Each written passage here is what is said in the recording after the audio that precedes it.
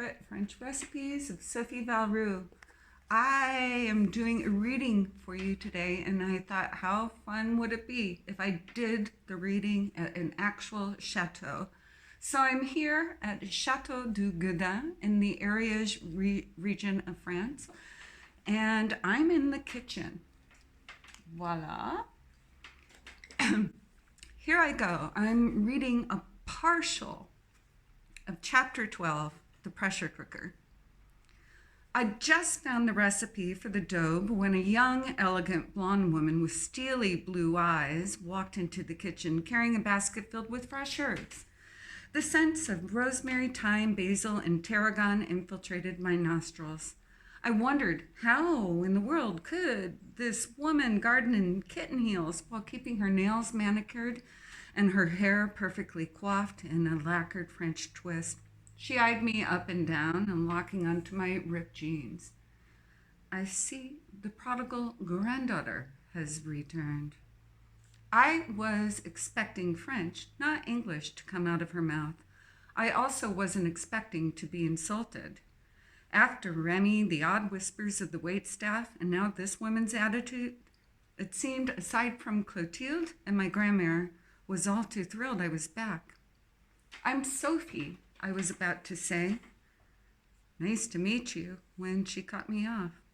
"I know exactly who you are. I'm Jane," she said, her smile faker than a Louis Vuitton bag purchased on Canal Street. "We can't wait to hear all about your life in New York. You were a Michelin chef, yes?" By her smug expression, she knew exactly what had gone down in New York. I shifted on my stool uncomfortably and cleared my throat. "No, I worked at a Michelin-starred restaurant," I said. "A chef de partie?" "How exciting," she said. "She learned everything she knows from her grandmère," said Clotilde, nodding her head of curls. "We're very proud of her." A brunette with blue-violet eyes, the color of pale hydrangeas, trailed in a few minutes after Jane. She carried a large crate filled with mushrooms similar to porcinis. "I went foraging this morning, and the saps are still in season. There must be hundreds, all of them exquisitely beautiful," she said with excitement. She placed her bounty of mushrooms on the prep table and looked up, taking notice of me. "Bonjour, Sophie. I'm Philippa, Jane's twin." My upper lip twitched with disbelief. Granted, I was happy to have a break from speaking French, but I wasn't expecting English twins. Complete polar opposites, Jane and Philippa didn't share any similar traits. Whereas Jane was tall and elegant with a swan-like neck and had a figure most women would kill for, Philippa had chopped, shaggy hair and was as skinny as a French green bean, an haricot vert. Perhaps even skinnier than me, if that was possible, and she went au naturel with her makeup. By means of explanation, Philippa said, "We're fraternal twins." "Oh," I said, "when you hear the word twin, you expect..." "Two of the same kind, cut from the same mold," said Philippa, her English accent strong.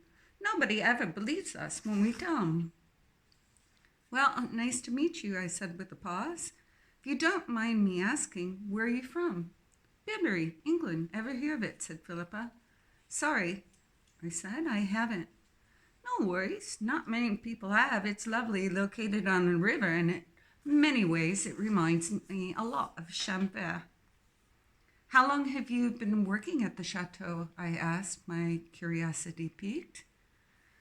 "Our parents retired and bought a small home in the next village over. Salcaz, about 10 years ago. You get a lot more for your money in France than in England. There are quite a few of us rôti de boeuf in the area. Grandmère Odette says we're invading Tarn and Garonne. Anyway, a few years ago I lost my job, so I escaped England for France, and I've been working for Grandmère Odette ever since. Jane, too." You realize rôti de boeuf is quite an offensive term. It means roast beef," said Jane. Unlike Philippa, Jane's accent was reminiscent of the Queen of England and peppered with exaggerated snobbery. "I know," said Philippa with a nonchalant shrug. She locked her gaze onto mine and winked. And I, for one, find it absolutely hilarious. Sometimes I call your grandma a frog. She gets a kick out of it, probably because the word doesn't roll off my tongue. She repeated the word for frog 5 times until she got it right. Philippa smiled, her blue eyes clear and friendly. I was so excited when I heard you were here. You're all your grandma talks about when she's not talking about the chateau or food. How long are you staying on at the chateau? Asked Jane, leaning forward a bit menacingly. I'm not sure, I said. At least until Grandmère gets better. Well, your Grandmère is under the impression we need your help. She thinks we can't manage without her. I don't know anything about running a chateau, I said. I'm sure you don't, said Jane. And that's the end of my read. From The Secret French Recipes of Sophie Valroux. Ciao. Thank you.